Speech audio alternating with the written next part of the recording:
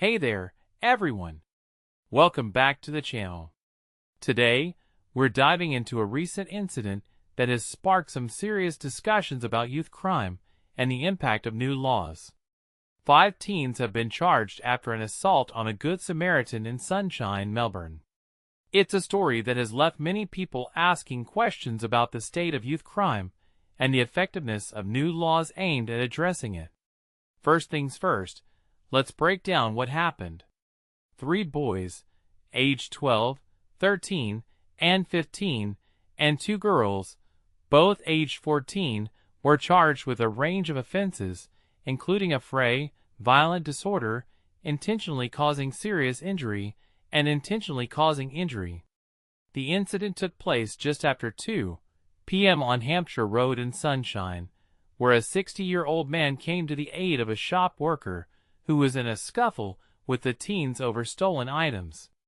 The man, who remains in a critical condition at the Royal Melbourne Hospital, was allegedly set upon by the teens. Now, this incident has sparked a lot of debate. On one hand, you have people calling for harsher penalties and a zero-tolerance approach to youth crime. They argue that the teens should face adult time if convicted, as the act of violence was severe and the victim was a Good Samaritan. This perspective highlights the need for justice and the protection of vulnerable individuals. On the other hand, you have people questioning the effectiveness of such an approach.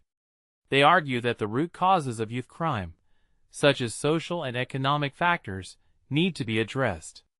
They suggest that simply throwing teens in jail may not solve the underlying issues and could potentially exacerbate them.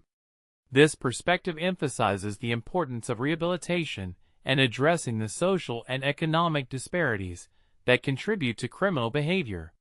What makes this story even more interesting is the timing of the incident. It comes just days after Victoria's new Premier, Ben Carroll, pledged a crackdown on anyone who abuses, intimidates, or assaults retail, fast food, and transport workers in their workplace.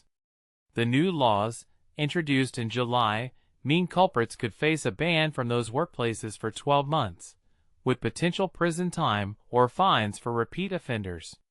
Carroll's comments about the teens facing adult time if convicted further emphasize the government's stance on youth crime. Now, personally, I think this incident raises some deeper questions about the nature of youth crime and the effectiveness of punitive measures. While it's important to hold individuals accountable for their actions, we also need to consider the broader context and the underlying factors that contribute to criminal behavior. What makes this really interesting is the tension between the need for justice and the need for rehabilitation. It's a delicate balance that policymakers and society as a whole must navigate. In my opinion, the incident in Sunshine highlights the complexities of youth crime and the challenges of addressing it. It's not just about the legal consequences, it's about understanding the root causes and finding comprehensive solutions. One thing that immediately stands out is the role of social and economic factors in contributing to criminal behavior. What many people don't realize is that youth crime is often a symptom of deeper societal issues, such as poverty, lack of opportunities, and social isolation. If we take a step back and think about it, we can see how these factors intersect with the legal system and contribute to the cycle of crime. This raises a deeper question. How can we effectively address youth crime while also addressing the underlying social and economic disparities? It's a complex issue that requires a multifaceted approach. One thing that I find fascinating is the potential for rehabilitation and reintegration programs to play a crucial role in breaking the cycle of crime.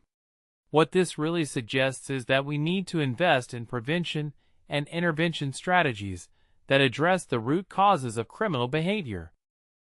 In conclusion, the incident in Sunshine is a stark reminder of the complexities of youth crime and the need for a comprehensive approach.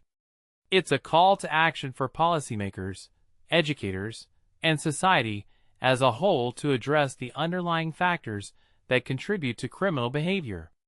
As we continue to navigate this challenging issue, It's important to remain informed, open-minded, and committed to finding solutions that promote justice, rehabilitation, and a safer community for all. Thanks for watching, and I'll see you in the next video.